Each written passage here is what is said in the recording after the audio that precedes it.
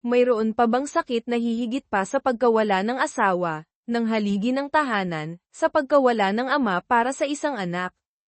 Karaniwan, ang isang babaeng nawalan ng asawa ay humahagulgol, tumatawag sa magulang, ngunit iba ang naging reaksyon ni Catalina.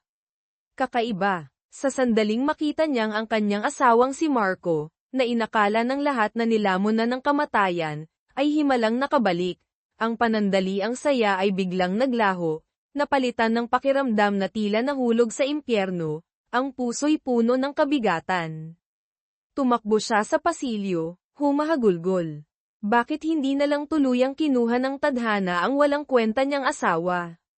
Bakit kailangan pa siyang bumalik para pahirapan siya? Si Catalina, isang babaeng may angking kagandahan na nakakabighani sa marami, ay naglalakad sa tabi ng kanyang asawa na may takot na mababakas sa mukha, agaw pansin sa lahat. Agad siyang hinayla ni Marco patungo sa isang liblib na paradahan sa Makati, tila may masamang balak. Nang makahanap ng tagong sulok na hindi abot ng CCTV, inilabas niya ang tunay na kulay. Dinala niya roon si Catalina para pagbuntunan ng galit. Ang kanyang maginoong anyo ay isang maskara lamang para sa isang marahas na tao. Sa tuwing hindi siya nasisiyahan, ginagawa niyang punching bag ang asawa, walang pakundangan sa magandang mukha o sa maselang bahagi ng tiyan. At hindi ito naiiba ngayon. Sino ang mag-aakala na ang mag-asawang ito ang larawan ng perpektong pamilya, ang pangarap ng maraming Pilipino? Si Catalina ay isang nagniningning na bituin, habang si Marco, bagamat malupit, ay isang matagumpay na negosyante na may napakalaking yaman. Siya rin ang ikalawang tagapagmana ng Synergy Corp, isa sa pinakamakapangyarihang korporasyon sa Pilipinas. Ang isang mayamang tulad niya ay nararapat lamang sa isang sikat na aktres tulad ni Catalina. Ngunit, sa simula pa lang, hindi kailanman napunta ang puso ni Catalina sa mayamang asawa. Tanging si Mateo lamang ang may kakayahang hawakan at painitin ang kanyang puso. Matapos ang brutal na pambubugbog, tumakbo si Catalina kay Mateo, ang tanging taong makapagpapagaling sa mga sugat ng kanyang katawan at kaluluwa. Sa mga bisig nito, nakahanap siya ng kapayapaan. Nagkaroon sila ng mga matatamis na sandali sa piling ng isa't isa sa buong magdamag. Marahil marami ang magtatanong tungkol sa komplikadong relasyon na ito. Balikan natin ang nakaraang taon. Isang araw, habang nagmamaneho si Catalina sa Manila, hindi sinasadyang natalsikan niya ng maruming tubig si Mateo.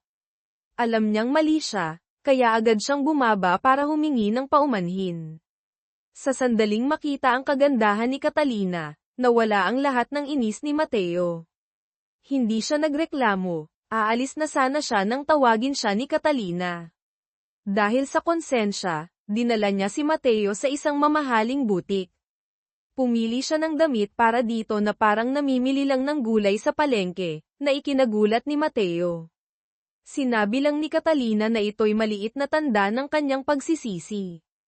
Nang isinuot ni Mateo ang damit, akmang magbabayad siya nang sabihin ng staff na hindi lang damit ang ibinigay ni Catalina, kundi pati isang magandang pares ng sapatos.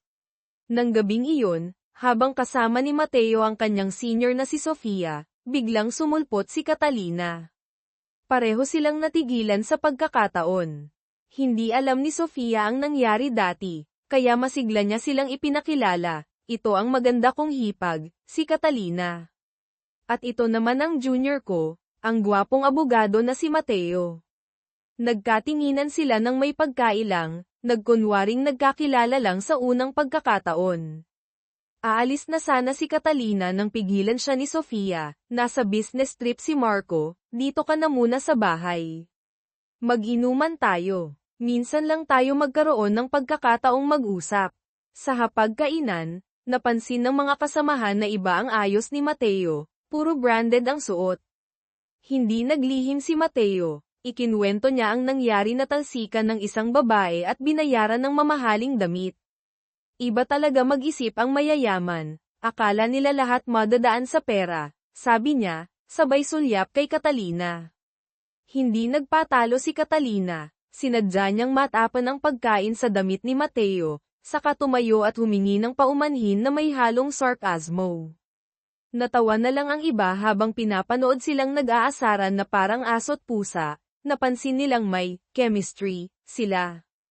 Tila itinadhana na talaga sila. Isang taon bago iyon, noong reporter pa si Mateo, nagsulat siya ng artikulo tungkol kay Catalina, ipinapahiwatig na ang tagumpay nito ay dahil sa suporta ng makapangyarihang pamilya. Kinasama nito ng loob ni Catalina. Sino ang mag-aakalang magkikita sila ulit sa ganitong sitwasyon? Muli silang pinagtagpo ng tadhana nang pumunta si Catalina sa Manila Hall of Justice para sa research ng bago niyang pelikula at nakita si Mateo, na isa ng prosecutor ngayon. Nagtama ang kanilang mga mata, agad siyang nakilala ni Mateo. Pagsapit ng tanghalian, muli silang pinaglapit ng pagkakataon sa iisang mesa. Hindi na napigilan ni Catalina ang galit. Bakit sinabi ni Mateo na umaasa siya sa pamilya ng asawa niya? Alam ba niya kung gaano siya nagsikap? Bumuhos ang kanyang mga luha. Sakto namang may lumitaw na kriminal, at si Catalina ang naging malas na bihag. Humingi ito ng sasakyan kay Mateo para makatakas. Ayaw magkautang ng loob sa kaaway. Sinubukan ni Catalina na tumakas pero pinatulog siya ng kriminal. Hindi na nakatiis si Mateo. Sumugod siya para iligtas si Catalina, madaling napabagsak ang kriminal. Nakita niyang walang malay si Catalina, agad niya itong isinugod sa Makati Medical Center. Tahimik siyang nagbantay hanggang magising ito. Bilang pasasalamat, inimbitahan ni Catalina si Mateo na kumain. Pagkatapos nito, medyo gaman ang loob nila sa isa't isa. Ngunit hindi pa rin sanay si Mateo sa kabaitan ni Catalina. Nagbiro siya na mas gugustuhin pa niyang sigawan siya nito tulad ng dati. Nakatulong ang biro para gaman ang paligid. Sakto namang dumating si Marco, nakatayo sa labas ng pinto na parang demonyo. Kitang-kita ang takot sa mukha ni Catalina. Napansin ni Mateo ang kakaiba, ngunit magaling umarte si Marco, nagkunwaring nag-aalala sa asawa at nagpasalamat kay Mateo. Nang makaalis si Mateo, lumabas ang tunay niyang kulay. Pagkalabas ng ospital, tinupad ni Catalina ang pangakong ililibre si Mateo. Habang naglilinis ng bahay, aksidente niyang natagpuan ang isang storage device na nakatago sa ilalim ng mesa, sa loob ng isang libro. Ang laman nito ay nagdulot sa kanya ng matinding takot, hindi niya akalaing ganoon kasama ang asawa niya. Habang nabibigla pa siya, nakatayo na si Marco sa labas ng pinto, tahimik na tinatanggal ang sinturon. Isang panibagong pagpapahirap ang naghihintay. Naghihintay si Mateo kay Catalina sa restaurant. Tinawagan niya ito ngunit hindi sumasagot. Umalis siya matapos ang ilang sandali, ngunit nakita niya ang kotse ni Catalina sa malapit. Alam niyang umiiyak ito sa loob, ngunit pinili niyang umalis. Nalungkot si Catalina at nagpakalasing mag-isa. Kinailangang gamitin ng staff ng bar ang telepono niya para tawagan si Mateo.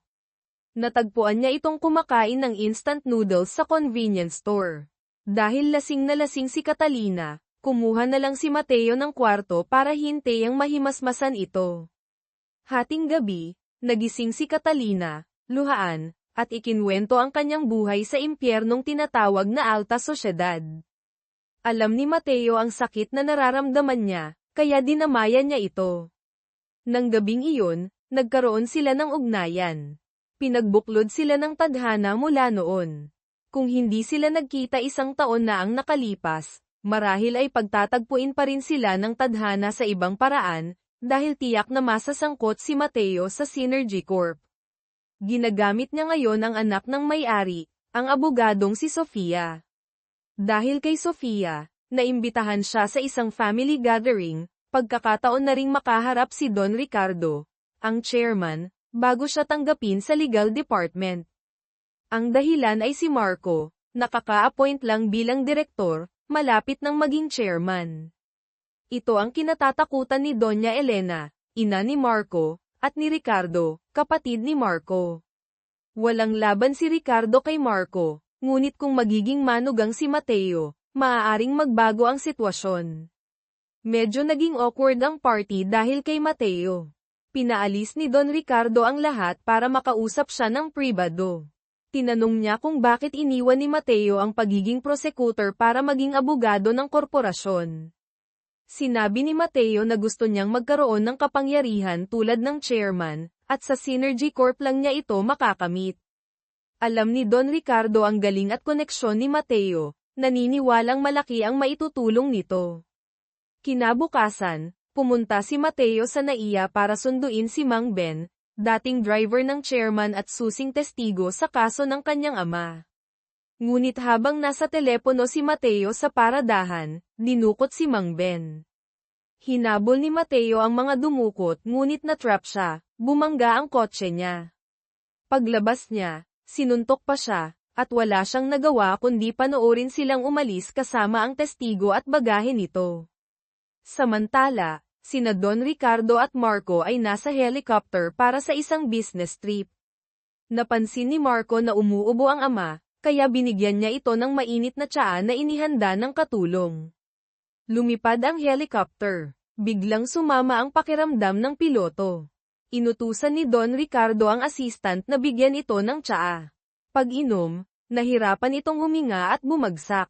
Nawalan ng kontrol ang co-pilot, bumangga ang helicopter sa isang poste at nahulog sa ilog Pasig. Isang malagim na aksidente. Malubhang nasugatan si Don Ricardo, nawawala si Marco, at patay ang iba. Nang malaman ito ni Mateo, hindi siya mapakali. Hindi pa neresolba ang kaso ng ama niya, hindi pwedeng mamatay si Don Ricardo. Nagmamadali siyang pumunta sa Makati Medical Center. Dahil kay Sofia, nakapasok siya. Sinabi ng kapatid ni Doña Elena na maliit ang tsansang makaligtas si Marco. Hinimatay si Doña Elena sa balita. Nasa kritikal na kondisyon ang asawa, nawawala ang anak, hindi niya kinaya ang dagok. Pagkagising, pinaalis ni Doña Elena ang lahat para mapag-isa. Doon lumabas ang tunay niyang anyo. Pumasok ang kapatid niya nang marinig siyang umiiyak, ngunit iyak iyon ng kagalakan. Sa wakas, dumating din ang araw na ito. Magpatawag ka ng board meeting, kailangan nating agawin ang kapangyarihan. Inanunsyo ng doktor na tapos na ang operasyon, ngunit nasira ang 40% ng atay ni Don Ricardo dahil sa nabaling tadyang. Kailangang maghanda sa pinakamasama. Bahagyang natuwa si Ricardo, panganay na anak, tanging si Sofia lang ang tunay na nag-aalala. Inatasan si Mateo na asikasuhin ang aksidente, siguraduhing hindi ito magiging iskandalo. Naghahanda si Doña Elena para sa board meeting nang bumukas ang pinto. Si Marco, buhay na buhay, nakatayo roon, ngumingisi. Nagulat ka ba, ma? Hindi mo inaasahang makakabalik ako ng ganito, di ba? Nang makita ni Catalina ang asawa, pakiramdam niya'y nahulog siya sa impyerno.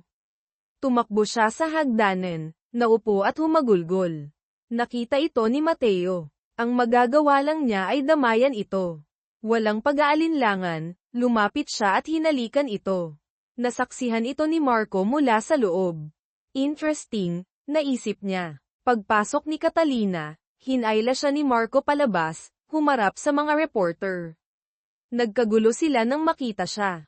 Nagsimulang umarte si Marco. Nagpakita ng kalungkutan habang nagsasalaysay, bago lumipad ang helicopter. Tumawag ang Malacanang Palace, inimbitahan ang kinatawan ng korporasyon para sa pagdating ng isang international delegation. Inutusan siya ng ama na manatili.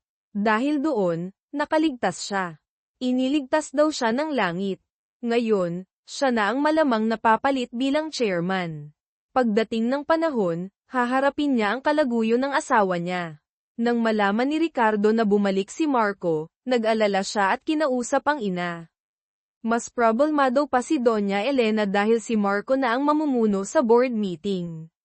Kung plinano ito ni Marco, napakatalino niya. Sa pagtatapos ng araw, sinundo ni Marco si Catalina sa ospital. Ito na ang tamang oras para parusahan siya. Dinala niya ito sa paradahan, ngunit imbes na isakay sa kotse, hinayla niya ito sa isang tagong sulok para pagbuntunan ng galit. Ang pagiging maalaga niya sa harap ng iba ay puro pagkukunwari. Hindi makatakas si Catalina. Ang isang perpeksyonistang tulad ni Marco ay hindi iyon papayagan. Tiniis na lang niya ang sakit, saka muling humanap ng aliw kay Mateo. Matapos ang ilang sandali kasama si Mateo, umuwi si Catalina. Napansin ng kanyang hipag, asawa ni Ricardo, ang kakaibang kilos niya habang naninigarilyo ito sa balkonahe ng alas 4 ng umaga. Sa gusali ng Synergy Corp, napansin ng dalawang security guard na nakaawang ang pinto ng opisina ng chairman habang nag-iikot sila. Pumasok sila para tingnan, naamoy nila ang masangsang na amoy. Habang nagmamasid, may biglang tumakbo at itinulak sila. Pagtingin nila sa kamay nila, puro dugo. Sa harap nila, may isang katawang nakahandusay si Marco.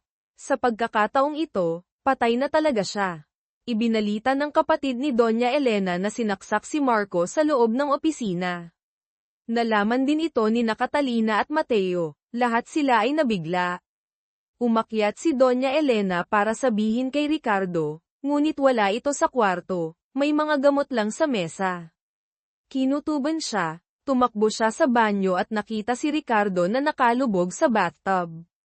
Natarante siya at tumawag ng tulong para sagipin ang walang kwentang anak. Mabuti na lang at naabutan niya ito. Kung hindi, malamang patay na rin siya. Si Mateo ay inatasan ding sumali sa investigasyon ng kaso ni Marco.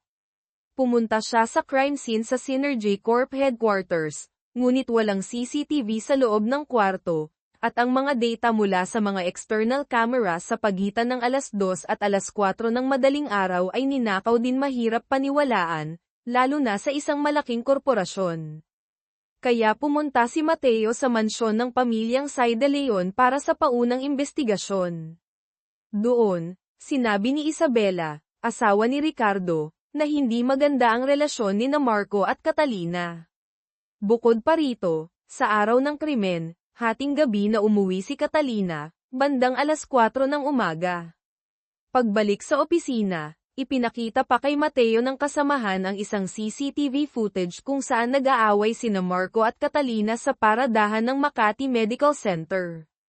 Agad naisip ni Mateo na suriin ang dashcam ng kotse ni Catalina, dahil maaaring nakuha nito ang nangyari sa blind spot ng CCTV. Base sa sitwasyon, posibleng si Catalina ang may sala, kaya sa kanya dapat magsimula ang investigasyon. Ipinatawag si Catalina sa interrogation room, at si Mateo mismo ang nagtanong. Ipinakita niya ang video ng pananakit ni Marco sa kanya sa paradahan at hiniling na ipaliwanag ito. Bakit siya binugbog? Sinabi ni Catalina na si Marco ay nananakit ng walang dahilan, at siya ang laging nagtitiis. Ngunit may isang bagay na hindi tinanong ni Mateo, saan siya nagpunta pagkatapos siyang saktan. Dahil alam niya ang sagot, sariwa pa ito sa isip ni Catalina. Nang gabing iyon, matapos siyang saktan ni Marco, nagmaneho siya papunta sa bahay ni Mateo. Pagkatapos noon, saka lang siya umuwi. Ngunit habang pauwi, nakatanggap siya ng tawag mula kay Marco. Pinapupunta siya nito sa opisina para pag-usapan ang diborsyo. Agad siyang pumunta, ngunit pagdating doon, muli siyang pinahirapan at sinabing hindi sila maghihiwalay. Nasa kamay na raw nito ang lahat, pati na siya. Hindi na nakayanan ni Catalina ang kabangisan nito, lumaban siya, ngunit nag-api siya ni Marco. Sinubukan na lang niyang kumawala. Kung sasabihin ni Catalina ang lahat ng ito, tiyak na agad siyang ikukulong. Ngunit itinago niya ito, at sinusubukan din siyang protektahan ni Mateo. Nagpatuloy siya sa pagtatanong kung anong oras ito umuwi. Kumpiyansang sumagot si Catalina na alas 2 ng madaling araw siya nakauwi. Sakto namang papasok na sana sa susunod na tanong si Mateo nang dumating ang mga abogado ng Synergy Corp. Sinabi nilang hindi na kailangang sumagot ni Catalina at basta na lang siyang pinya-piyansahan. Pag-uwi, pagod na pagod si Catalina, gusto na lang humiga agad. Napatingin siya sa isang magandang bestida na nakasabit, at biglang bumalik ang mga alaala. Bago niya pakasalan si Marco, sikat na siyang aktres. Sa isang awards night sa Manila, nanalo siya ng Best Actress Award, siya ang sentro ng atensyon. Ginamit ng direktor ang pagkakataon para ipakilala siya sa mga bigating tao sa industriya. Nang mapagod, lumabas siya sa hagdanan para magpahinga. Doon niya nakita si Marco. Nagpanggap itong isang taong walang magawa kaya nanunood lang, kada rating lang daw galing abroad kaya hindi siya kilala. Dahil dito, naging komportable si Catalina at niyaya niya itong maglibang. Naging masaya sila na parang magkaibigan. Nang pumunta sila sa isang restaurant, nagkataong nandoon din si Mateo, na noon ay isang reporter. Agad niyang nakilala si Marco bilang anak ng chairman ng Synergy Corp.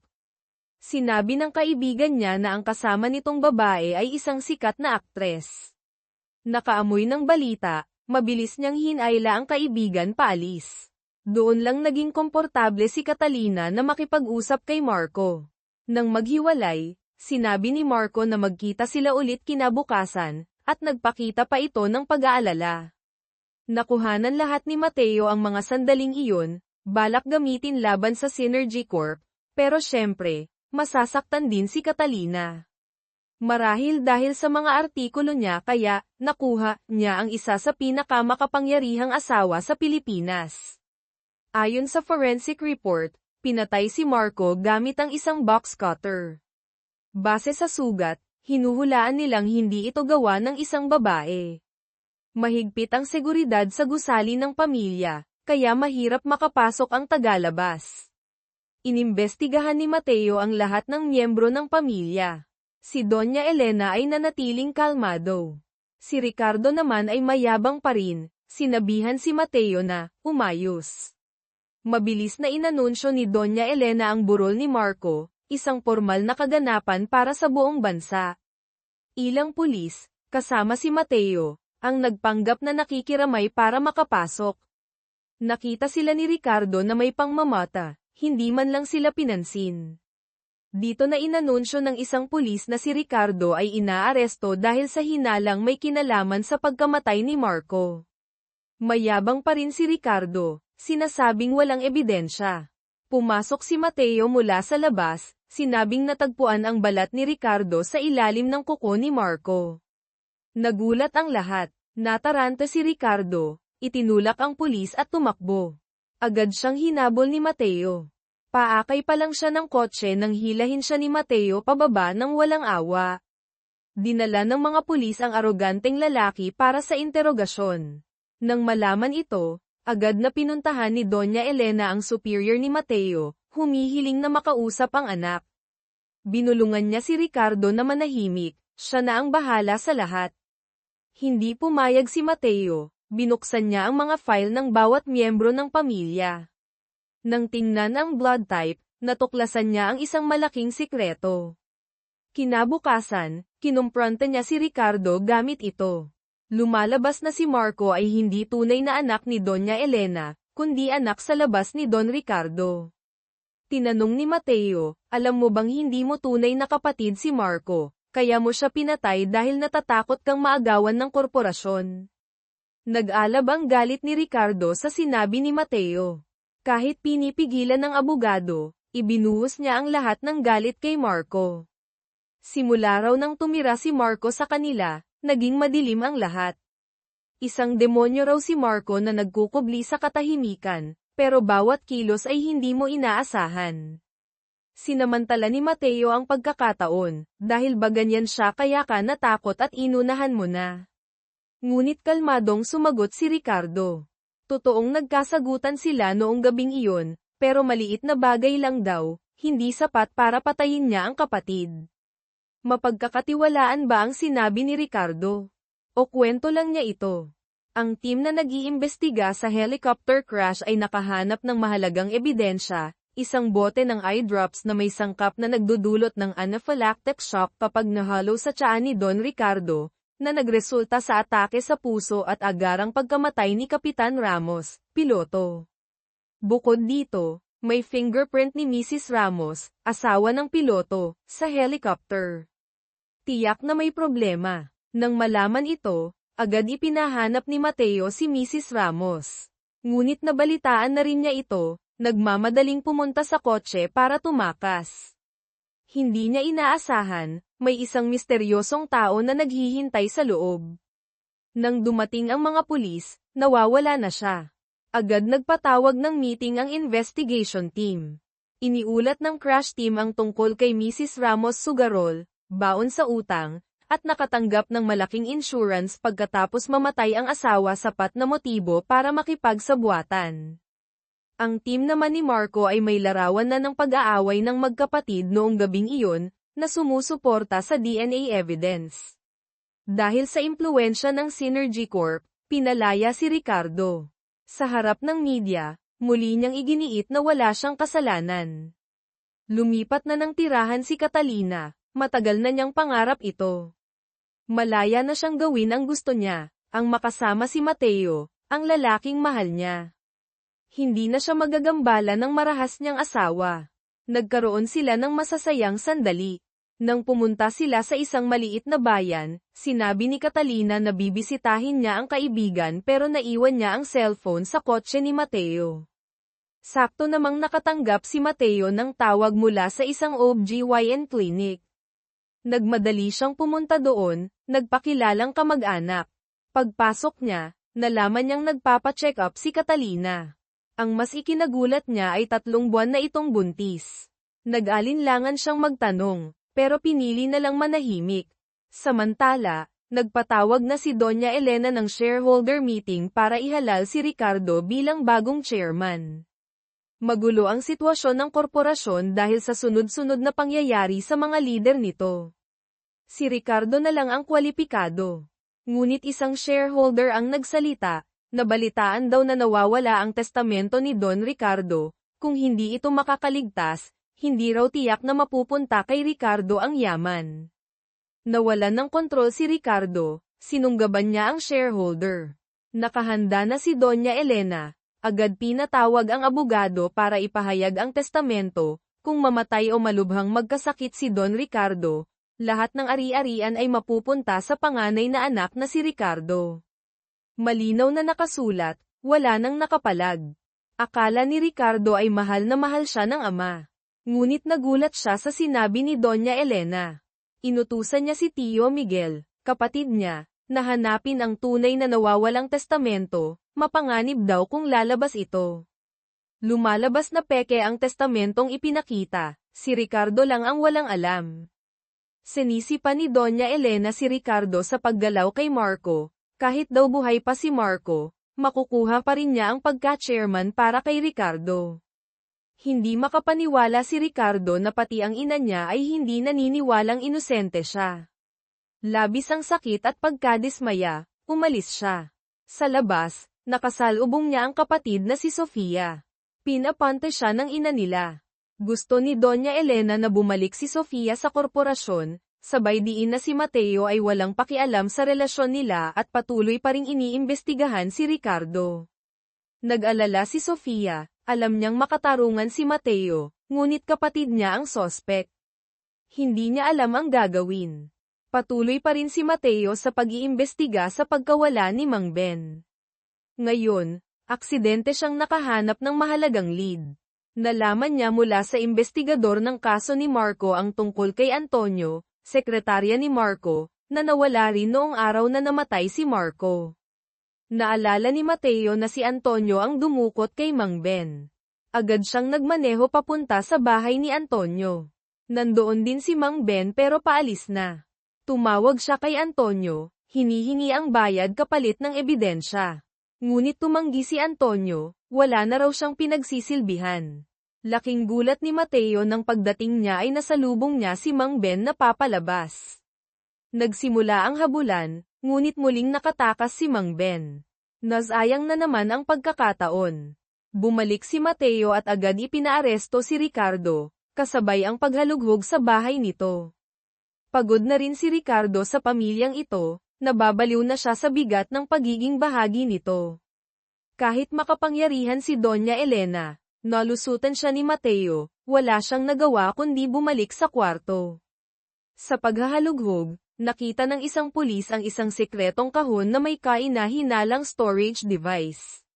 Nakita ito ni Isabela, at bahagyang nabalisa.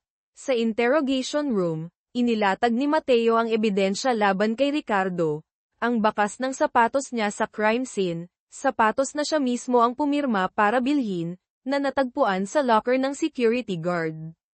Lumalabas na noong umagang iyon, nang utusan ni Ricardo na itapon ang ebidensya, nakita ng guard ang sapatos na bago at maganda kaya kinuha niya ito.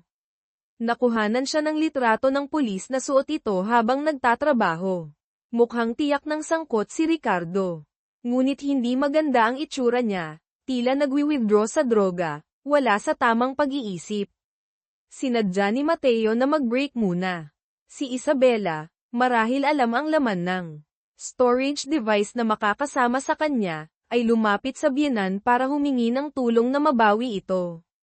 Sinabi niyang naglalaman ito ng ebidensya na si Ricardo ang pumatay kay Marco. Kung hindi kikilos agad si Doña Elena, matagal niyang hindi makikita ang anak. Agad nagpadala ng tao si Doña Elena sa opisina ng Paiscal para kunin ang device. Nandoon pa si Mateo, ngunit dahil sa pagod ay pumasok sa banyo para maghilamos. Pumasok ang magnanakaw, kinuha ang ID ni Mateo na nasa mesa, at inilipat ang listahan ng mga nakumpiskang gamit mula sa bahay ni Ricardo. Pagbalik ni Mateo, napansin niyang may naghalungkat. Nagmadali siyang pumunta sa ebidensya room, ngunit sakto namang nakuha na ng magnanakaw ang device at paalis na. Nagkaharap sila, tumakbo ang magnanakaw, hinabol siya ni Mateo. Sa labas, nagpambuno sila, ngunit natalo pa rin si Mateo. Dumating ang police car, kaya mabilis na tumakas ang magnanakaw. Ngunit, sadyang mapaglaro ang tadhana. Nahulog ang device na gusto niyang kunin habang nag-aaway sila. Nakuha ito ni Mateo. Hindi niya inaasahan, ang laman ng video ay si Marco na may kalaguyong iba si Isabela, ang sarili niyang hipag, sa loob mismo ng bahay nila. Galit na galit siyang pumunta kay Ricardo, alam mo bang may relasyon ang asawa mo at si Marco kaya mo siya pinatay? Ngunit mapait lang na tumawa si Ricardo at hindi sumagot. Habang dinadala pabalik sa selda, nakita ni Ricardo ang malakas na ulan sa labas, pinalit sa snow, bigla siyang nawala sa sarili. Kumawala siya sa mga pulis, tumakbo papunta sa balkonahe, at tumalon. Si Mateo ay kasama noon si Catalina, alam niyang labis itong nagdurusa ngunit wala siyang magawa, nararamdaman niya ang matinding kawalan ng kapangyarihan. Sa huli, ang nagawa lang niya ay aliwin at hikayatin itong magsimula ng bagong buhay. Si Mateo, matapos malaman ang tungkol kay Ricardo, suho, at sa pag-amin nito, ay nagpas siyang puntahan si Isabela, Duca, ang asawa ni Ricardo. Nang ilabas ang storage device, sandali siyang natigilan. Nang malaman niyang napanood na ni Mateo ang laman, inamin niya ang mapait na katotohanan, si Marco, Minho, ay isang dalubhasa sa pagmamanipula. Sinabi nitong siya lang ang mahal, ngunit ang totoo, ang buong korporasyong Synergy Corp ang gusto niya. Ang kanilang mga pribadong sandali ay kinuha na niya ng video para i-blackmail ito at piliting ibigay ang mga share. Kung paano nalaman ni Ricardo, hindi niya rin maintindihan, dahil para sa kanya, lahat sa pamilyang ito ay walang kwenta. Dahil ayaw ni Mateo na masaktan pa si Catalina, Jungwon, sinira niya ang storage device sa harap mismo ni Isabela. Ang pagpapakamatay ng pinakamamahal na anak ay nagdulot ng matinding sakit at galit kay Doña Elena, Funan. Sumumpa siyang pagbabayaran niya ng mahal si Mateo. Hindi mapapayagan ni Sofia, Yura, na lumala pa ang sitwasyon, kaya nagpa siyang umalis sa dati niyang law firm para pamunuan ang legal department ng Synergy Corp. Sa unang araw niya, lahat ng ibang abogado sa departamento ay tinanggal. Bukod pa rito, nalaman niya mula kay Tio Miguel, kanyang tiyuhin, kapatid ni Doña Elena, na nasa panganib si Mateo. Agad siyang nagmaneho papunta sa kanyang ina. Samantala, si Mateo ay tinutugis na ng mga tauhan ni Doña Elena sa isang eskinita sa Manila. Bilang dating paiskal, nakalaban pa siya noong una. Ngunit habang tumatagal, nanghina siya at tuluyang pinabagsak hanggang sa mawalan ng malay. Sa kabilang banda, Sinabi ni Sofia sa ina ang dahilan kung bakit kinausap ni Don Ricardo, chairman, si Mateo sa party noon, para tulungan siyang baguhin ang testamento. Kaya't nagbabala si Sofia, kung hindi nabuhay si Mateo, maaaring mawala na rin ang tunay na testamento. Kapag bigla itong lumitaw balang araw, walang makapagsasabi kung ano ang mangyayari. Ang mga salita niya ang nagligtas sa buhay ni Mateo. Ang gun na papatayin na sana siya ay nakatanggap ng tawag mula kay Doña Elena na huminto. Nailigtas ang buhay niya. Habang naglalakad si Catalina, nakatanggap siya ng tawag mula kay Mateo, sinabing dinala siya sa Makati Medical Center. Agad siyang tumakbo papunta roon. Nang makita ang kasintahang bagbog sarado at nakahiga sa kama, hindi niya napigil ang humagulgol. Sakto namang dumating si Sofia, nag-aalala rin, at nakita ang eksena. Bahagya siyang nasaktan at nadismaya. Hindi niya inaasahan na may lihim silang relasyon. Ngayon niya lang napansin, sa tuwing nagkikita sila, nagkukunwari silang hindi magkakilala, pero halatang matagal na silang may relasyon. Naging tanga lang siya at masyadong nagtiwala kaya naloko siya ng hindi namamalayan. Iniulat ng tauhan ni Sofia, nag-away sina Marco at Ricardo noong gabi bago mamatay si Marco. Pagkatapos noon, walang nakakaalam kung ano ang ginawa o saan nagpunta si Ricardo. Ayon sa autopsy, namatay si Marco bandang 2:00 ng madaling araw. Ngunit ayon kay Isabela, nakita pa niya si Ricardo sa bahay kinaumagahan. At isang bagay ang biglang naalala ni Sofia mula sa sinabi ni Isabela tungkol kay Catalina, nakita niya itong umuwi ng 4:00 ng umaga. Mahalaga itong detalye. Agad inutusan ni Sofia ang tauhan na alamin ang bawat galaw ni Catalina noong araw na iyon.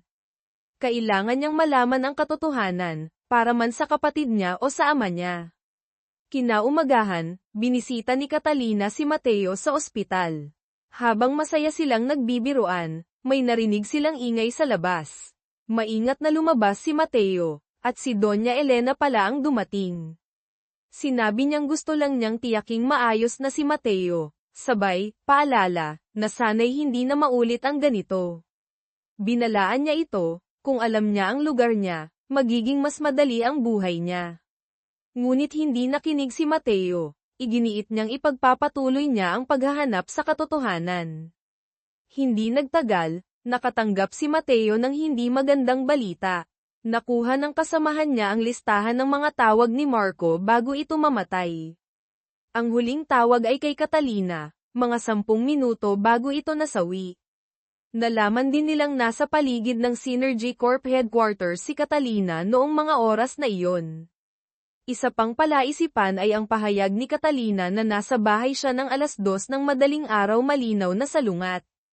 Kaya't si Catalina ay isa na ring pangunahing sospek. Sa labas ng kwarto ng ospital, muling nagkita ang dalawang babae. Nakita ni Sofia si Catalina doon, alam niya ang dahilan ngunit sinadya pa ring magtanong. Sinabi lang ni Catalina na dumadalaw siya sa kaibigan. Alam ni Sofia na nagsisinungaling ang hipag, ngunit gusto niyang manood ng drama kaya hinayla niya si Catalina papasok para dalawin si Mateo. Sabay sabi, magkakilala naman tayo, di ba? Pagpasok nila, nagkunwaring nagulat si Mateo nang makita si Catalina. Itinatago nila ang relasyon, ngunit nabuking na sila ni Sofia. Nakakatawa at kaawa-awang pagmasdan ang kanilang pagkailang.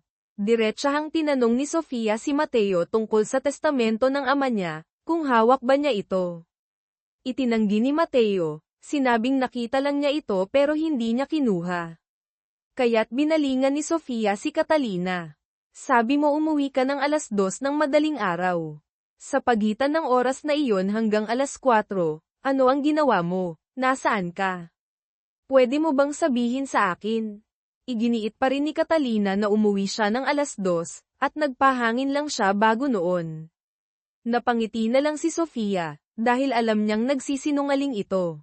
Sakto namang may tumawag kay Sofia sa telepono. Pagkasagot, agad siyang umalis. Noon lang kinausap ni Mateo si Catalina, sinabing sana'y sabihin na niya ang buong katotohanan. Hindi raw tulad niya ang ibang tao, kapag naghinala na sila, tiyak na may mangyayari. Kailangan lang niyang sabihin ang nangyari, at poprotektahan niya ito hanggang dulo. Ngunit nanatiling tahimik si Catalina, wala pa siyang lakas ng loob. Lumalabas na tuluyan nang nagkamalay si Don Ricardo, kaya nagmamadaling pumunta si Sofia sa ospital. Ngunit hinarang siya sa labas, si Doña Elena lang ang pinayagang pumasok. Sinabi ni Don Ricardo sa asawa na tawagin si Marco, at pagkatapos ay magpapatawag siya ng shareholder meeting.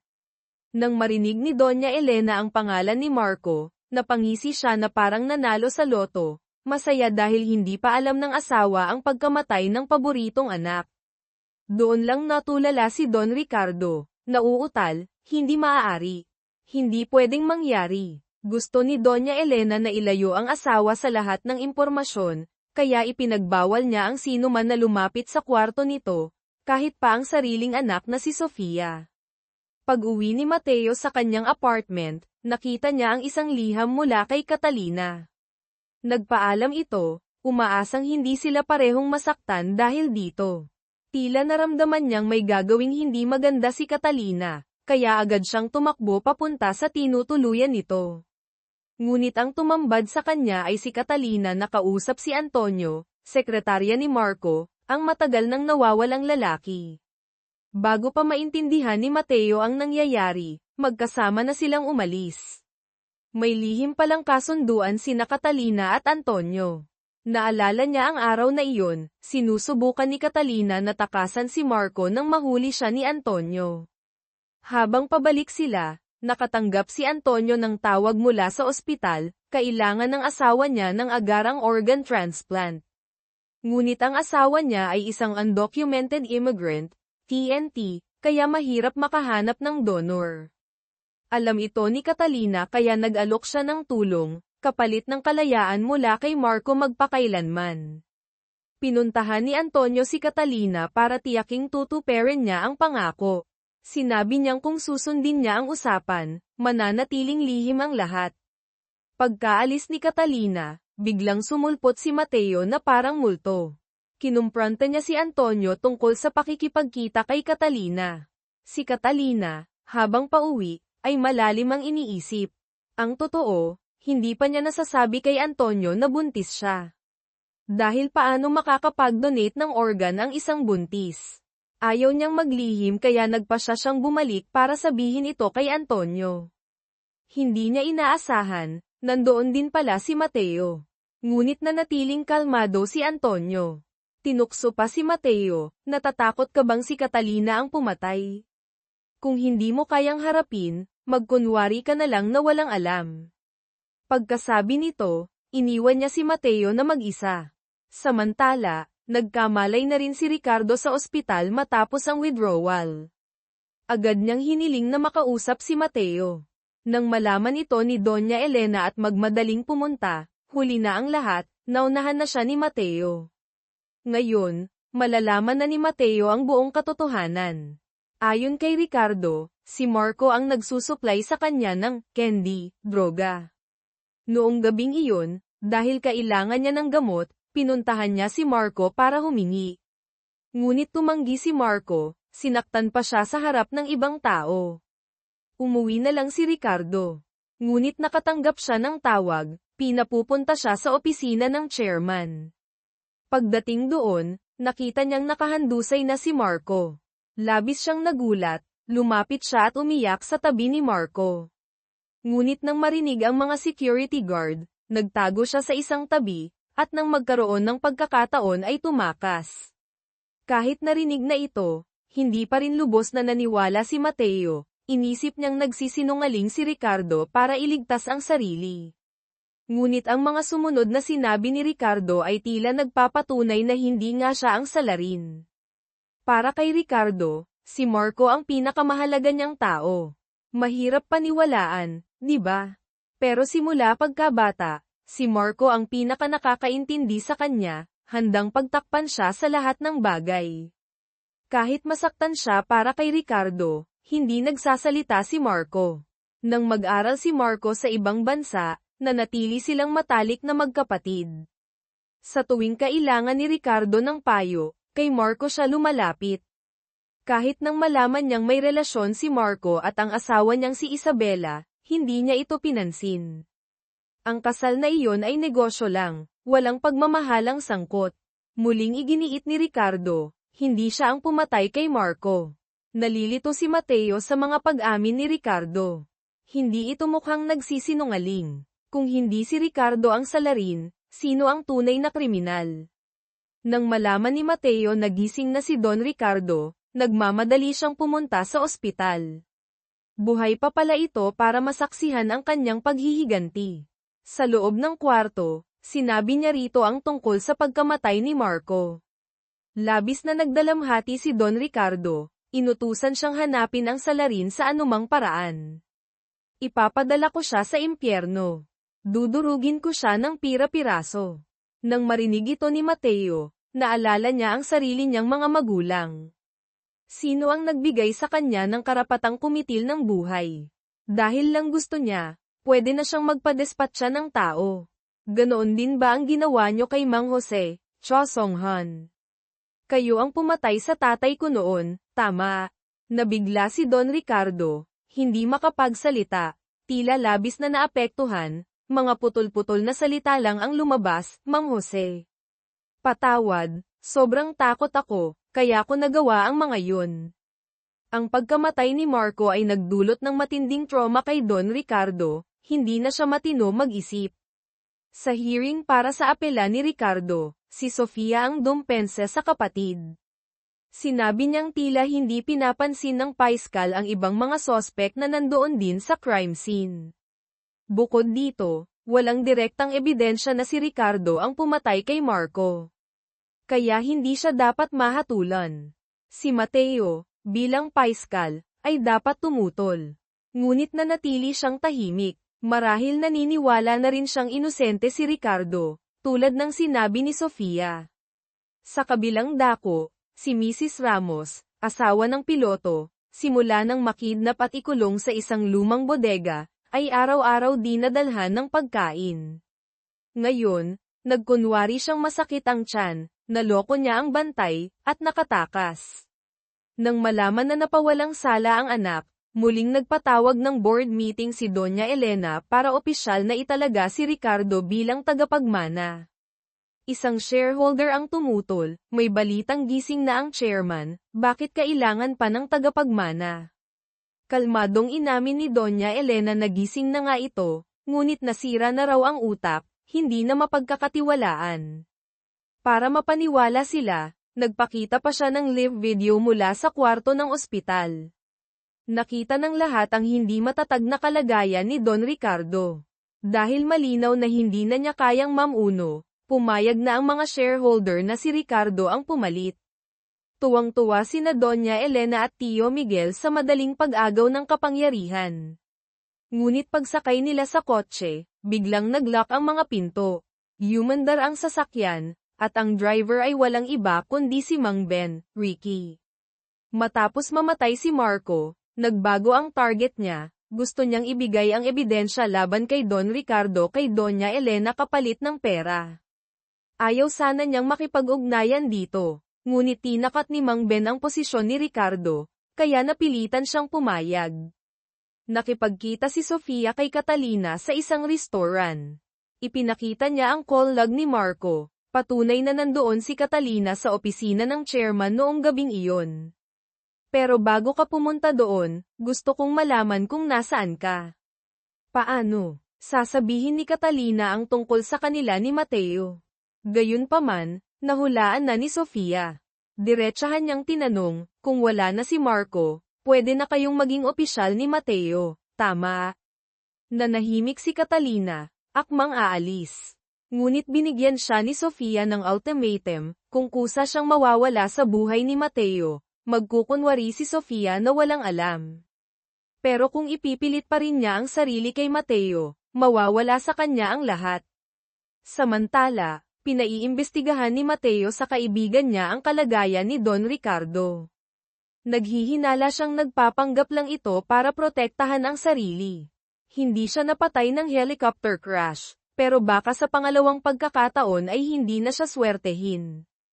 Naghanda si Catalina ng masarap na hapunan para kay Mateo.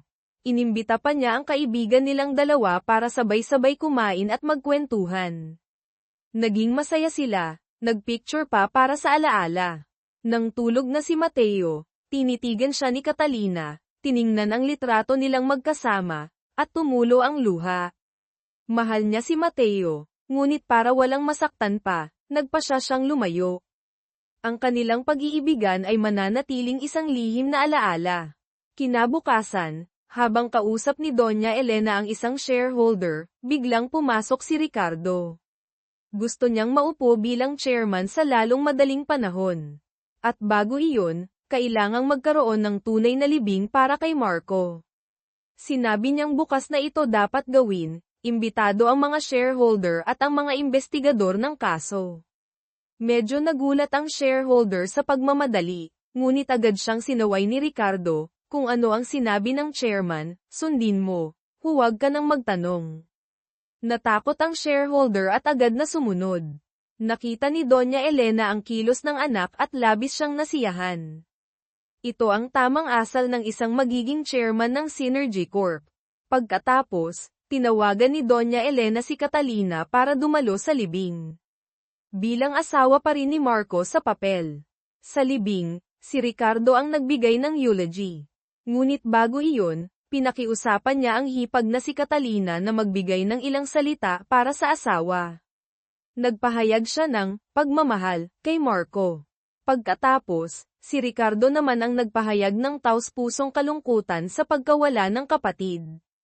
Bigla namang sumugod si Don Ricardo sa libing. Inakusahan niya si Ricardo na pumatay sa mahal niyang si Marco. Niyakap pa niya si Catalina para aliwin. Akala ni Sofia ay magaling na ang ama. Ngunit bigla itong naiihi sa pantalon at nagsalita ng kung ano-ano. Mabilis siyang inilabas ng staff at ni Sofia. Nagtaka si Sofia kung paano nakarating doon ang ama. Sinabi ng staff na si Ricardo mismo ang nag-utos na dalhin doon ang chairman. Lumalabas na ginawa ito ni Ricardo para makita ng mga shareholder na talagang wala na sa tamang pag-iisip si Don Ricardo at hindi na pwedeng mamuno. Nakatanggap din ng tawag si Mateo. Nahanap na raw ang kinaroroonan ni Mrs. Ramos. Agad silang pumunta ng kasamahan niya. Pagdating doon, agad nilang isinakay si Mrs. Ramos pabalik ng Manila, kailangang matiyak ang kanyang kaligtasan. Dahil maaaring isa siyang mahalagang testigo. Ang junior ni Sofia, Yura, sa pamamagitan ng pagsisiyasat sa mga bank statement ni Catalina, Jongwon, ay natuklasan na 2 beses siyang pumupunta sa OBGYN clinic kada buwan. Nagulat si Sofia, buntis kaya si Catalina. Agad niyang pinuntahan ang hipag para kumprontahin. Sa totoo lang, gustong-gusto malaman ni Sofia kung kanino ang dinadala nito. Kung kay Mateo, Yu Hayuk, napakasama ni Catalina, nagtaksil habang may asawa. Habang iniisip ito, lalong tumindi ang galit ni Sofia sa hipag, titiyakin niyang makakatikim ito ng pagdurusa. Dahil sa matinding stress, sumakit ng husto ang tiyan ni Catalina. Mabuti na lang at nakita siya ng kaibigan niya, na agad tumawag ng doktor at kay Mateo. Pagkatapos suriin, sinabi ng doktor na walang dapat ikabahala, stress lang ito at kailangan lang ng pahinga. Pag-alis ng doktor, naghihintay na pala si Sofia. Diretsahan niyang tinanong si Mateo, anak mo ba yan? Sumagot si Mateo na wala siyang pakialam, dahil kahit kanino pa man ito, mahal niya si Catalina. Narinig mismo ni Sofia mula sa bibig ni Mateo na mahal niya si Catalina. Tama nga, siya lang ang nagmamahal ng palihim, habang si Mateo ay walang naramdaman para sa kanya. Mapait at masakit, tinanggap ni Sofia ang katotohanan. Si Mateo, ngayong nasa pangangalaga na niya si Mrs. Ramos, asawa ng piloto, ay bumuo ng plano kasama ang team. Hinala niya, si Doña Elena, Funan, at si Ricardo, Suho, ang nasa likod ng helicopter crash. Kaya sinadya niyang ipaalam sa mga kasamahan na hawak niya si Mrs. Ramos, umaasang kapag nalaman ito ng especially iya, kikilos ang kabilang panig. Nagpagawa rin siya ng sketch ng hitman na umatake sa kanya. Lihim din silang humingi ng tulong sa isang bagong special task force para sa paghuli sa sospek. Sa ospital kung saan ginagamot si Mrs. Ramos, na isa palang safe house, naglagay sila ng mga surveillance camera. Hinihintay na lang nilang mahuli ang isda. Matapos ang mahabang paghihintay, isang kainahinalang lalaki ang lumapit sa kwarto. Pagpasok nito, agad siyang dinamba ng team. Ngunit nagkamali sila ng tao, hindi ito ang hitman na hinahanap nila. Kinabahang tumawag si Mateo sa tunay na lokasyon ni Mrs. Ramos. Sinabi ng tagapag-alaga na maayos naman siya. Biglang inagaw ni Mrs. Ramos ang telepono, sumisigaw na si Tio Miguel, kapatid ni Doña Elena, ang nag-utos sa kanya. Doon natauhan si Mateo, marahil hindi si Mrs. Ramos ang target, kundi si Tio Miguel. Delikado ito. Agad silang nagmamadaling pumunta sa bahay nito. Sakto namang dumating na rin doon ang hitman na hinahanap nila. Si Tio Miguel, hindi makatulog, ay nakarinig ng ingay at kinabahang bumangon. Pagdating ni Mateo kasama ang mga pulis, wala na si Tio Miguel. Ginamit ni Doña Elena ang impluwensya niya sa matataas na opisyal ng paiskalya. Dahil dito, biglang inutusan ng superior si Mateo na itigil ang investigasyon sa helicopter crash. Kahit anong protesta niya, binalewala lang siya. Kinabukasan, nagpatawag ng press conference ang opisina. Inanunsyo nilang si Mrs. Ramos ang may kagagawan ng crash, ginawa raw ito para makuha ang insurance ng asawa. Walang kinalaman dito ang Synergy Corp. Si Mrs. Ramos lang ang salarin. Ganoon kabilis isinara ang kaso. Ang mga reporter, alam na may mali, ay walang tigil sa pagtatanong, ngunit puro iwas lang ang sagot. Labis na ikinagalit ng investigation team ang biglaang pangyayari, lalo na si Mateo. Hindi niya ito palalampasin. Nalaman din ni Sofia na nawawala ang kanyang tiyuhin, Tio Miguel. Bukod pa rito, sinabi ng kasamahan niya na itinuro ni Mrs. Ramos si Tio Miguel bilang nag-udyok sa kanya. Nahulaan ni Sofia na may kinalaman ang ina niya sa pagkawala nito. Mabilis siyang umuwi para kumprontahin ang ina. Ngunit itinanggi lahat ni Doña Elena, hinamon pa siyang maglabas ng ebidensya. Gayunpaman, narinig ni Isabela, Duca, ang biyenan na kinakausap ang sarili kagabi. Sinabi nitong hindi maingat si Tio Miguel, bakit niya hinanap ang sariling katapusan. Natakot si Isabela na baka siya na ang isunod.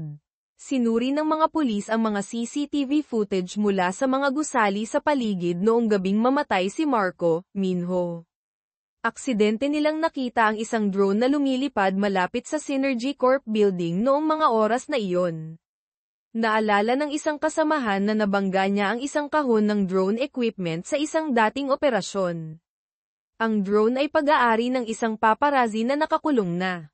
Hulog ng langit. Nang makuha nila ang memory card, nakita nila ang isang napakahalagang video. Noong gabing iyon, nasa crime scene din si Catalina. Ang mas mahalaga, hawak niya ang murder weapon, box cutter, at nakatutok kay Marco. Nang makita ni Mateo ang video, nanigas siya, nablangko ang isip. Agad kumilos ang mga kasamahan para arestuhin si Catalina. Papunta na siya sa NAIA. Pagdating doon, nakita niya si Mateo na naghihintay, may komplikadong emosyon sa mga mata. Bago pa siya makapag-react, napaligiran na siya ng mga pulis.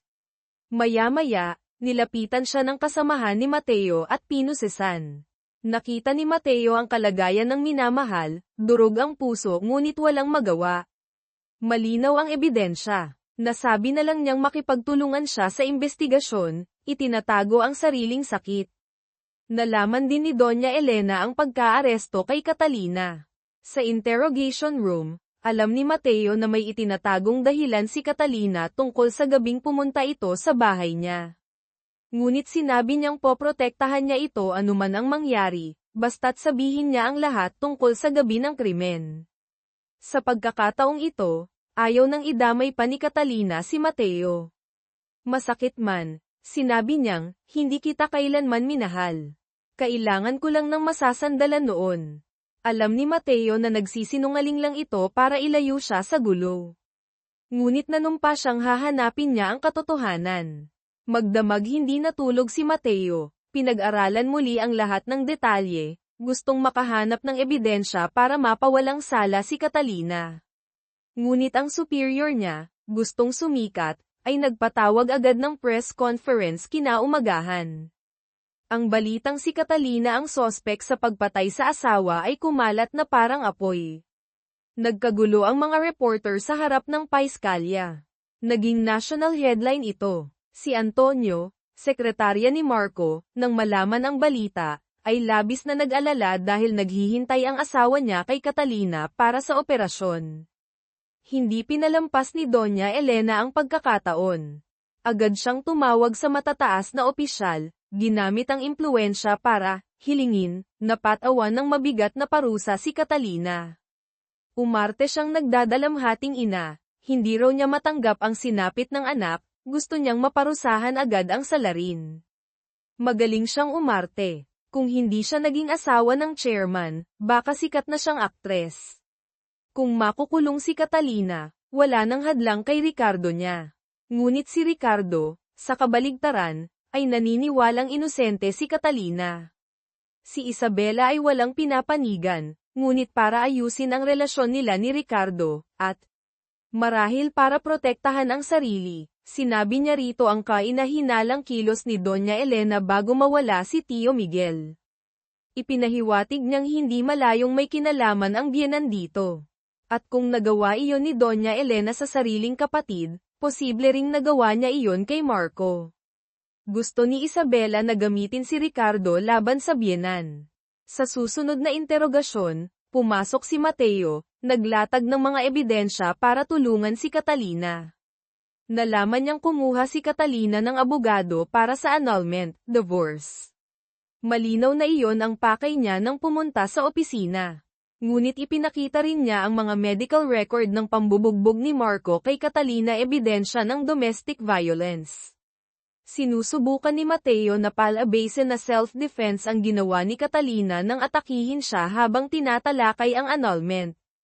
Sa huli, sinubukan niyang iguhit ang kwento pabor sa kanya, dahil sa problemadong pagsasama, dinala ni Catalina ang annulment papers kay Marco.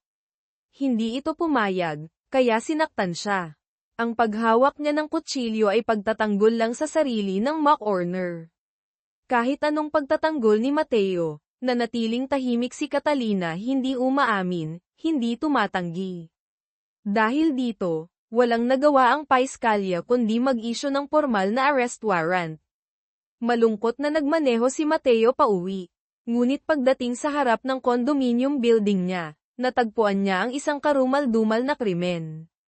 Bumaba siya, lumapit, at nanlumo nang makitang ang biktima ay walang iba kundi si Mang Ben, Ricky. Sa huli, hindi siya nakaligtas sa kamay ni Doña Elena. Lumalabas na nakipagkasundo si Mang Ben kay Doña Elena sa lugar ng palitan ng pera at ebidensya.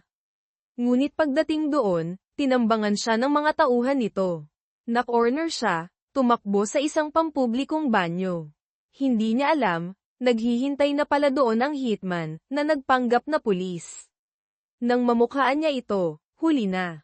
Masamang kapalaran ang mapunta sa kamay nito. Ngunit milagrong nakatakas si Mang Ben at agad tinawagan si Mateo, sinabing magkita sila agad, sasabihin niya ang buong katotohanan tungkol sa pumatay sa ama niya. Ngunit, sa mga sandaling iyon, si Mateo ay nasa huling interogasyon ni Catalina. Kung mananahimik pa rin ito, tuluyan na siyang makukulong. Namili si Mateo sa pagitan ng kaso ng kanyang ama at ng babaeng mahal niya. Pinili ng puso niya si Catalina, ang babaeng gusto niyang protektahan ngayon. Kaya hindi niya nasagot ang tawag ni Mang Ben, na wala ang pinakamahalagang testigo sa kaso ng kanyang ama. Masyadong naging kampante si Mang Ben, hindi niya inakala ang kalupitan ni Doña Elena. Hindi siya papayag na makontrol nito. Alam niyang malapit na ang katapusan, kaya bago siya tuluyang mapatay, sinubukan niyang iwan ang huling ebidensya. Nahanap niya ang cellphone niya, nag-record ng huling mensahe, at inilagay ito sa mailbox ni Mateo bago siya tuluyang bumagsak. Sa recording, sinabi ni Mang Ben kay Mateo na siya ang dating driver ni Don Ricardo. Matapos patayin ang ama ni Mateo, Mang Jose, inutusan siya ni Don Ricardo na ayusin ang crime scene, palabas ang aksidente ito. Ngunit itinago niya ang murder weapon at ginamit itong pang-blackmail kay Don Ricardo. Nakakuha siya ng malaking pera kapalit ng pag-alis sa bansa habang buhay. Hindi siya bumalik sa loob ng 30 taon. At ang tunay na pumatay sa ama niya ay si Doña Elena. Nang malaman ni Mateo ang buong masakit at malupit na katotohanan, nag-apoy siya sa galit. Agad siyang nagtungo sa mansyon ng Say de Leon para harapin si Doña Elena. Bakit niyo pinatay ang tatay ko noon? Si Doña Elena, takot na takot, dahil ngayon niya lang nalaman na anak pala siya ni Mang Jose. Nanginginig siyang umamin na siya nga ang kumitil sa buhay ng ama niya. Pero kung hindi ko sasabihin ang dahilan, mananatili itong lihim magpakailanman. Nagngangalit si Mateo, diretsahang nagtanong, natakot ba kayo na magiging karibal ng Synergy Corp ang kumpanya ng tatay ko kaya niyo siya pinatay? Kahit galit na galit si Mateo, pinilit ni Doña Elena na magmukhang kalmado, hindi sumagot. Ginamit niya ang excuse na trespassing para palabasin si Mateo ng mga gwardya. Nang makalabas na si Mateo, doon lang lumabas ang tunay niyang takot, wala na ang pagiging kalmado kanina. Alam niyang hindi siya titigilan ni Mateo. Kinabukasan, nagpadala si Doña Elena ng pinagkakatiwalaang abogado kay Catalina sa kulungan. Sinabi ng abogado na gagawin niya ang lahat para mapababa ang sentensya. Ngunit hiniling ni Catalina na makausap ang biyenan. Alam niyang hindi ito basta papayag, kaya nagsulat siya ng maikling mensahe at pinadala sa abogado. Tiwala siyang kapag nabasa ito ni Doña Elena, agad itong pupunta. Nag-aalangan man ang abogado, dinala niya ang mensahe kay Doña Elena. Pagkabasa nito, agad nagbago ang ekspresyon ng mukha niya, agad siyang nagpahanda ng sasakyan papunta sa kulungan. Ang laman pala ng mensahe ay tungkol sa gabing namatay si Marco. Alam ni Catalina na nandoon din si Antonio. Siya ang naglinis ng ebidensya ni Catalina, bahagi ng kasunduan nila. Nang nasa kotse sila pagkatapos, iniwan ni Antonio kay Catalina ang isang sobra. Nasa loob nito ang mga litrato nila ni Mateo na pinakuha ni Marco, at ang pinakamahalaga ang tunay na testamento ni Don Ricardo. Kaya ginamit ni Catalina ang testamento bilang alas, tulungan mo akong makalaya ng malinis, ibibigay ko ang testamento. Kung hindi, isisiwalat ko ito kung saan nakasaad na si Marco ang tunay na tagapagmana ng Synergy Corp. Minaliit ni Doña Elena, tanga. Patay na si Marco, at ikaw ay nakakulong sa pagpatay sa kanya. Sino ang magmamana? Mayabang pa rin siya, iniisip na madaling lokohin si Catalina. Ngunit ang sumunod na sinabi ni Catalina ang nagpabagsak sa yabang ni Doña Elena, buntis ako. Dala ko ang anak ni Marco. Kahit hindi ako ang magmana, ang anak niya, pwede. Baliktad na ang mundo. Mukhang nakahanap ng paraan si Catalina para makatakas. Nagpatawag ng mga abogado si Doña Elena, gustong makalaya si Catalina sa anumang paraan. Ngunit mahirap ito dahil sa mga ebidensya. Dahil dito, nag-alok si Sofia na siya na ang personal na hahawak para maayos ang lahat. Nakita ni Doña Elena ang determinasyon ng anak, kaya ibinigay niya rito ang numero ng isang mahalagang tao ang kanyang especially iya sa loob ng paiskalya. Habang pauwi, nagmaneho si Doña Elena sa isang tahimik na tulay at itinapon ang murder weapon, marahil ang ginamit kay Mang Jose. Sa madilim na tubig ng Ilog Pasig. Ang sikreto ng nakaraan ay tuluyan ng ililibing doon. Samantala, nakipagkita na si Sofia sa especially iya na binigay ng ina. Mula ngayon, lahat ng kilos sa loob ng paiskalya ay malalaman niya. Ngunit sino ang taksil na ito? Hindi pa natin alam. Ngunit base sa marka ng lipstick sa isang iniwang note, malamang babae ito. Maya-maya, pagbalik ni Sofia sa opisina, nakatanggap siya ng isang anonymous na sobra. Nasa loob ang data mula sa computer ni Mateo na ipinadala ng especially iya. Nakita niya ang isang folder na nakalock ng matinding password, tiyak na importante ito. Kaya naghanap siya ng isang IT expert at inalok ito ng 2 milyong piso para ma-unlock ang folder sa loob ng 30 minuto. Agad tinanggap ng lalaki ang trabaho. Hindi nagtagal, naibigay na niya kay Sofia ang laman ng folder. Lumalabas na naroon ang lahat ng impormasyong nakalap ni Mateo tungkol sa mga ilegal na gawain ng Synergy Corp, pati na ang lumang artikulo tungkol sa kaso ng ama niya. Doon lang lubusang napagtanto ni Sofia, ginamit lang siya ni Mateo para sa paghihiganti sa pamilya niya, walang bahid ng pagmamahal. Napakapait, hindi niya inaasahan ang araw na ito. Durog ang kanyang puso. Pag-uwi ni Mateo galing sa trabaho, pagod, narinig niya ang mahinang tunog ng cellphone sa malapit. Hinanap niya ito at natuklasan sa loob ng kanyang mailbox sa baba. Cellphone iyon ni Mang Ben. Tiningnan niya ang recent calls, bago siya tawagan, missed call, tumawag muna si Mang Ben kay Doña Elena.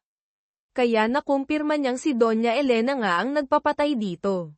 Nakita rin niya sa cellphone ang litrato ng murder weapon at isang audio file. Lumalabas na bago siya mamatay, hinabol siya ng hitman. Alam niyang hindi siya makakaligtas, kaya sinubukan niyang i-record ang katotohanan at iwan ito para kay Mateo sa pamamagitan ng paglalagay ng cellphone sa mailbox niya. Pinakinggan ni Mateo ang audio recording, at ang buong katotohanan tungkol sa pagkamatay ng ama niya, ang papel ni Mang Ben, at ang krimen ni Doña Elena ay nabunyag na sa wakas. Kinabukasan, agad pinuntahan ni Doña Elena, Funan, ang professional hitman. Una, binigyan niya ito ng matinding sermon, dahil sa propesyonal mong trabaho, nalaman na lahat ni Mateo, Yuhayuk. Kailangan mong siguraduhin, sa anumang paraan, na mawala siya ng walang bakas. Nagsisisi siyang hindi niya ito pinatay noon pa, kung nagawa lang niya, wala sanang hadlang na ganito. Si Sofia, Yura, matapos malaman ang tunay na pagkatao ni Mateo, ay pinuntahan si Catalina, Jongwon, sa kulungan. Pareho tayong naloko niya, mapait niyang sabi. Lumapit si Mateo sa mga taga-Synergy Corp dahil may motibo siya ang maghayganti para sa kaso ng ama niya noon. Pagkasabi nito, ibinigay niya kay Catalina ang isang folder ng mga dokumento mula sa sikretong folder sa computer ni Mateo.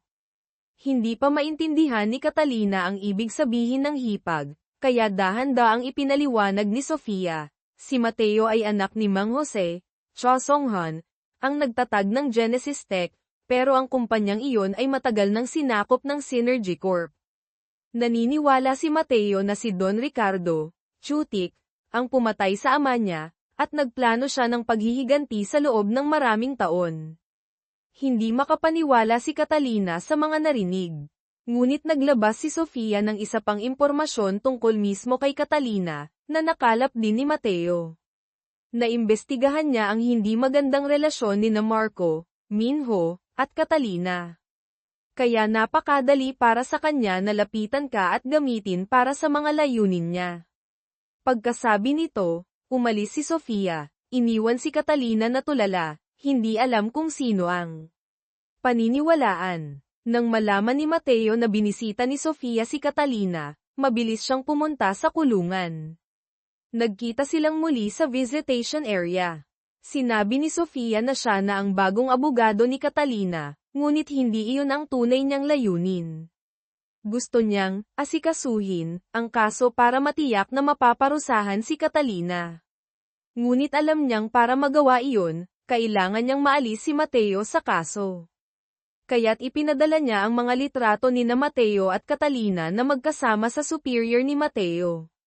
Hindi na kailangang sabihin, isang paiskal na nag-iimbestiga at isang pangunahing sospek kung may relasyon sila, hindi maaaring maging patas ang paghawak sa kaso.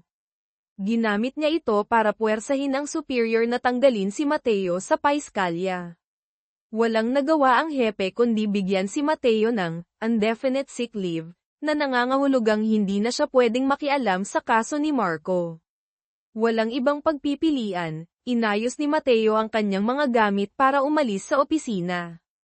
Pagdating niya sa pinto, Nakita niya si Sofia na nakatayo roon, may mapanuyang ngiti na nagsasabing alam ni Mateo kung ano ang binabalak nito.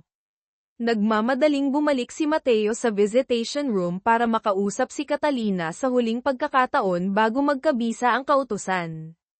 Binalaan niya ito tungkol sa plano ni Sofia. Ang totoo, gusto kanyang ay pakulong. Ngunit sa mga sandaling iyon, isa lang ang nasa isip ni Catalina, totoo bang ginamit mo lang ako? Tama bang naging kasangkapan lang ako para sa paghihiganti mo? Lubos na nagulat si Mateo na alam na ito ng babaeng mahal niya. Napaamin na lang siya, noong una, oo, may motibo ako sa paglapit. Pero ngayon, totoo ang nararamdaman ko para sa'yo. Ngunit huli na, hindi na naniwala si Catalina. Sumigaw siya, pinalayas si Mateo. Sa huli, naramdaman niyang naging tanga siya kaya nagamit siya ng hindi namamalayan. Inilipat si Catalina sa regular na detention facility. Gustong dumalaw ni Mateo ngunit tahasan siyang tinanggihan. Wala na siyang paraan para protektahan si Catalina mula kay Sofia. Kaya't ang tanging naisip niyang paraan ay ang lumapit kay Doña Elena. Lumuhad si Mateo sa harap nito, nagmamakaawang iligtas si Catalina. Kung magiging ligtas siya, hinding-hindi ko nauungkatin pa ang tungkol sa tatay ko. Nagulat si Doña Elena nang makitang dahil kay Catalina, handang isuko ni Mateo ang katotohanang hinanap niya ng napakatagal.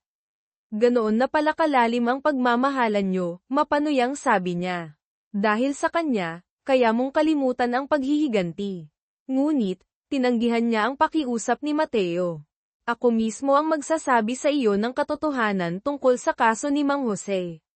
Lumalabas na noon pa man, si Mang Jose at si Doña Elena, noong bata pa, ay may lihim at bawal na pag-iibigan. Nagmahalan sila kahit pareho na silang may pamilya. Gusto nilang magkasama, nangakong iiwan ang lahat para magtanan.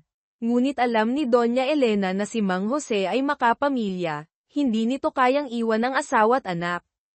Kaya nagdala siya ng patalim, kung hindi ito sisipot, siya na mismo ang wawakasan ang buhay niya. Ngunit dumating si Mang Jose.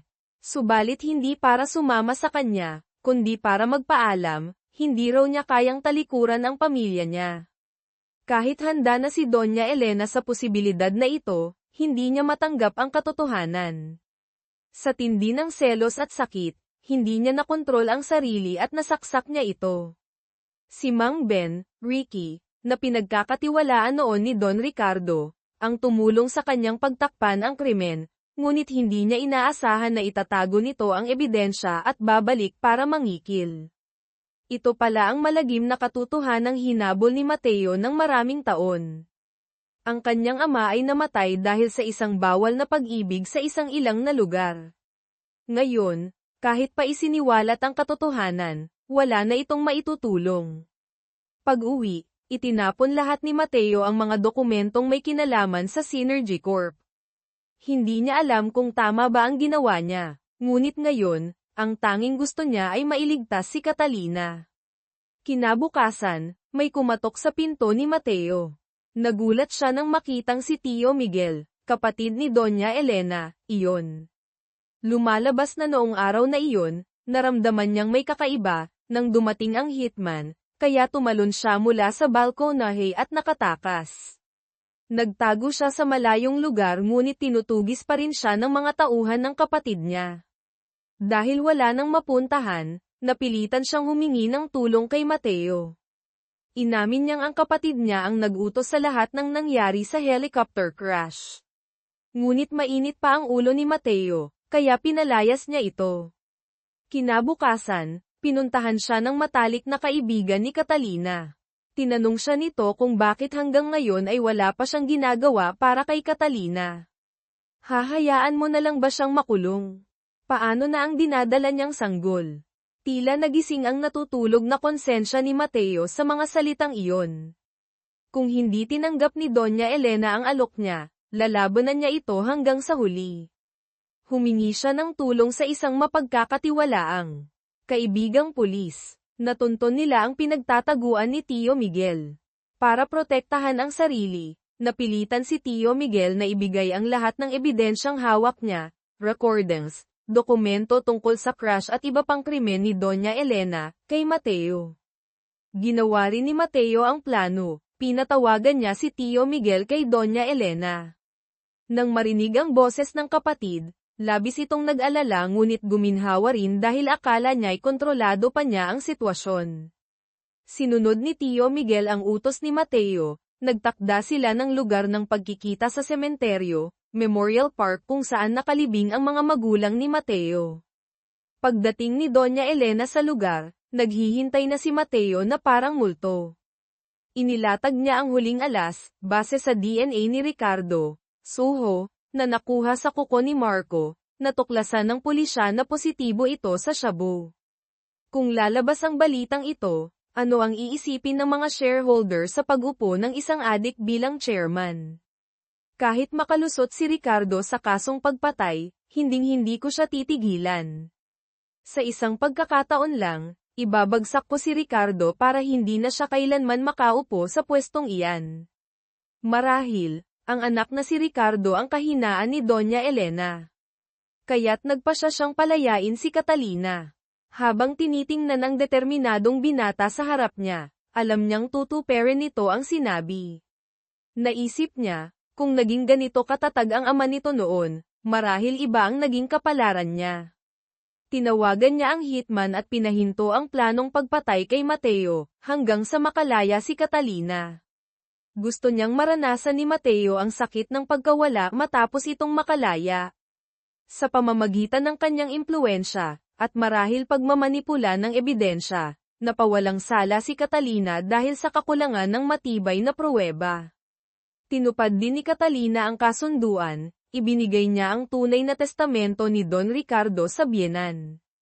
Dito na nagtatapos ang ugnayan nilang dalawa. Naglakad si Catalina pauwi sa tinutuluyang apartment. Habang nakaupo sa hintayan ng bus, malinaw na bumalik ang alaala ng gabing iyon, totoong nagtanggol siya gamit ang box cutter nang atakihin siya ni Marco.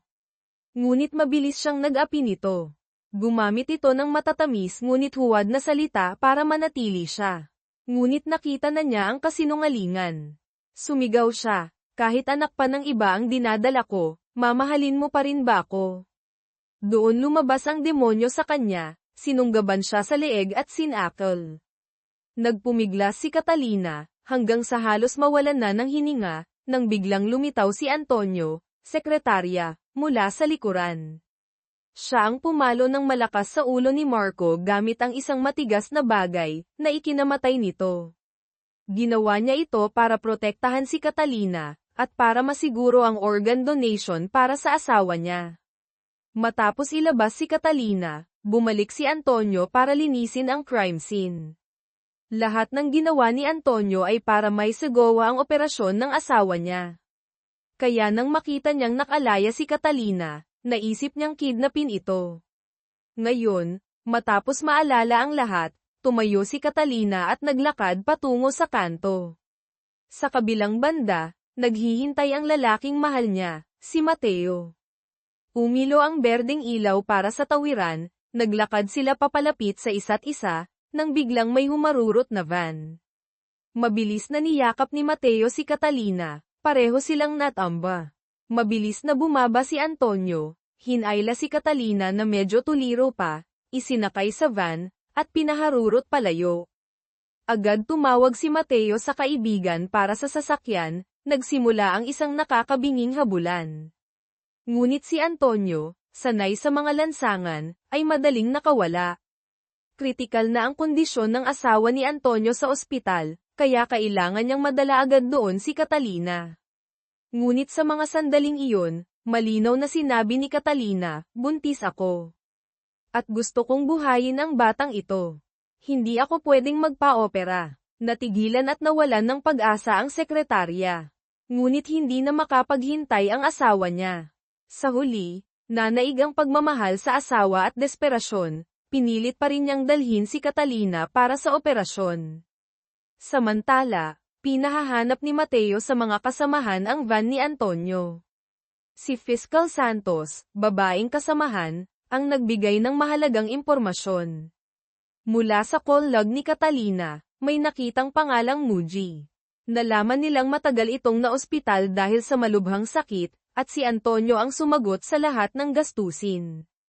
Kamakailan lang ito naka-discharge. Higit pa rito, natuklasan nilang parehong nagpa-tissue compatibility test sina Catalina at Muji sa isang partikular na ospital para sa organ transplant.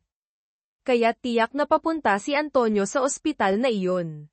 Nang malaman ito ni Mateo, agad niyang pinahanap ang numero ng doktor na nagsagawa ng test. Mabilis nilang natukoy ang ospital at ang posibleng ruta ni Antonio. Sakto namang nakita ni Mateo ang sasakyan ni Antonio, nagpalit na ito ng ambulansya para makalusot. Hinarang niya ito. Nagbakbakan ang dalawang lalaki. Sa huli, napabagsak ni Mateo si Antonio. Akala niya'y ligtas na si Catalina, ngunit bigla silang inatake ng isang grupo mula sa likuran at parehong nawalan ng malay.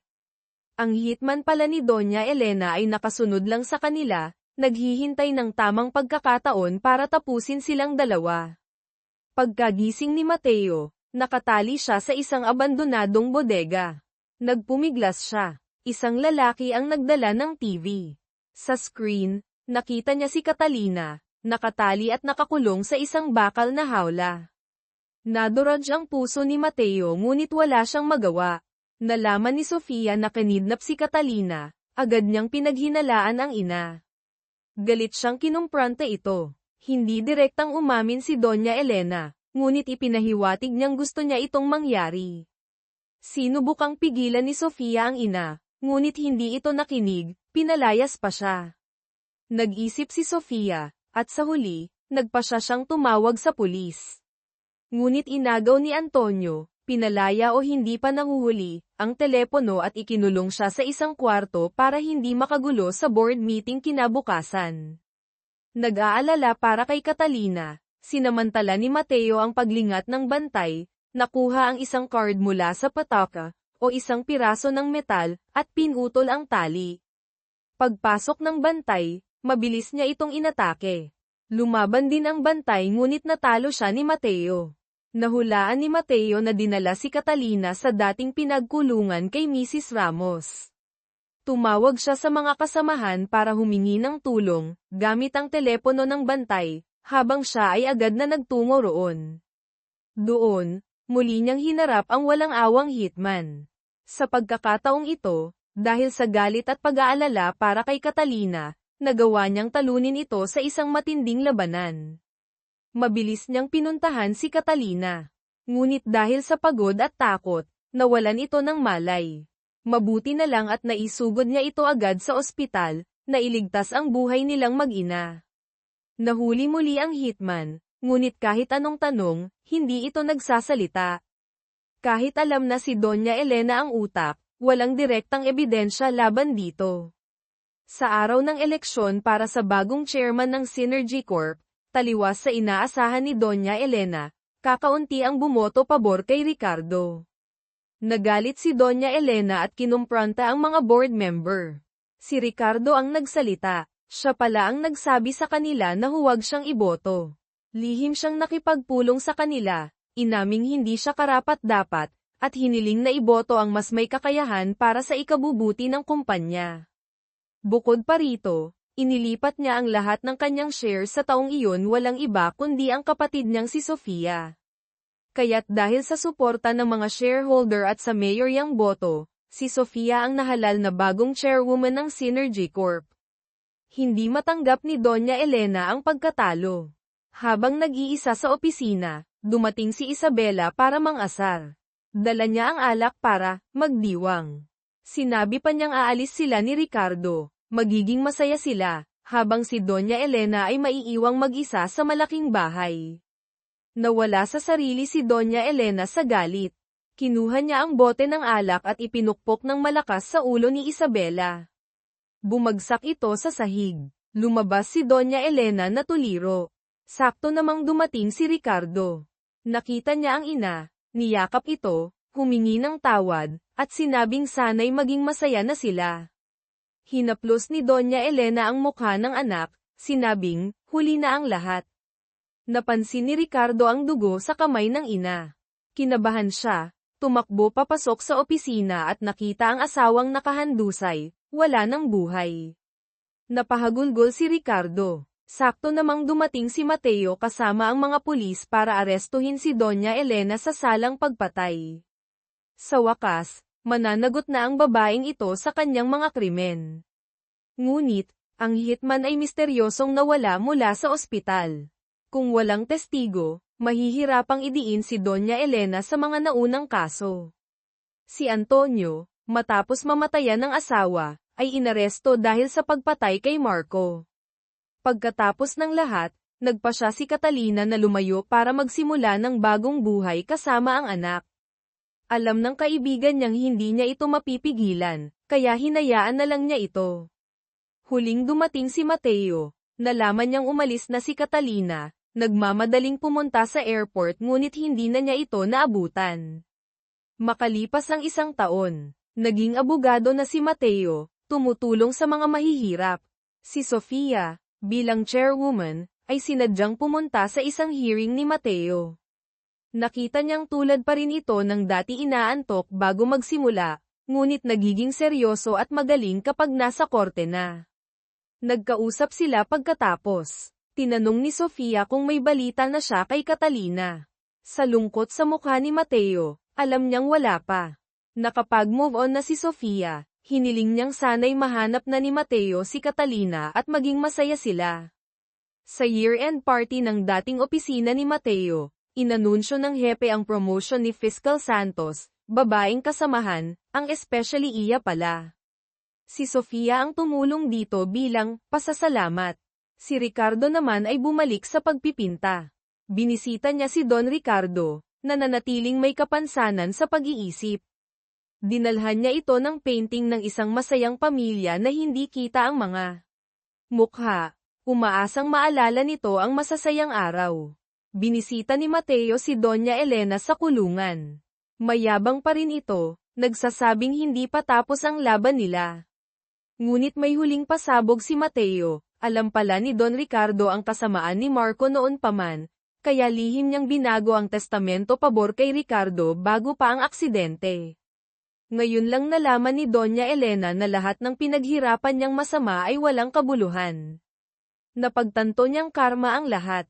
Marahil habang buhay siyang magsisisi sa kulungan. Isang araw, nakatanggap ng mensahe ang kaibigan ni Catalina mula sa kanya, kasama ang isang litrato.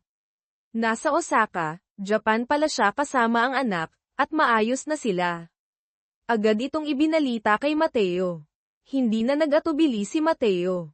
Lumipad siya papuntang Osaka para hanapin ang babaeng mahal niya. Sa wakas, sa tabi ng isang ilog sa Osaka, nakita niya si Catalina na karga ang isang batang lalaki. Nagtama ang kanilang mga mata, puno ng emosyon. Lumipas na ang bagyo. Ngayon, handa na silang magsimula muli, na may pag-asa para sa isang masayang kinabukasan, magkasama hanggang sa pagtanda.